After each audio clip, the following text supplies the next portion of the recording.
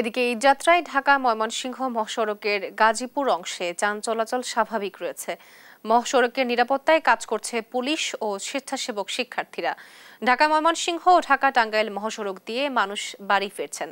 এই দুই সড়কের সবচেয়ে ব্যস্ততম এলাকা চান্দনা চৌরাস্তা ও চন্দ্রা স্টেশনে যাত্রী ও পরিবহনগুলো ভিড় করছে। যাত্রীদের অনেকেই বেশি ভাড়া আদায়ের অভিযোগ করলেও তা অস্বীকার করেছেন পরিবহন মালিকরা। এই যাত্রায় সাভারের ঢাকা আরিচা ও নবীনগর চন্দ্রা মহাসড়কে দু একটি জায়গায় যানবাহনের ধীর গতি থাকলেও যানজট নেই। ময়মনসিংহ নগরীর ৫ গুদাম ব্রিজ মোড় এলাকায় বাড়তি চাপ রয়েছে। মহাসড়কের সিরাজগঞ্জ অংশে যানবাহনের চাপ থাকলেও যানজটের ভোগান্তি নেই। এবার অনেক আরামে আসছে, এবার কোনো সমস্যা নেই রাস্তাঘাটে। আলহামদুলিল্লাহ, অন্যান্য বছরের চেয়ে এই বছর যানজট নাই বললেই চলে। শুধুমাত্র চান্দুরা চৌরাস্তা নিচে উপরে আমাদের কিছুটা সময় একটু জ্যামে ছিলাম, এরপর আর কোনো জ্যাম নেই।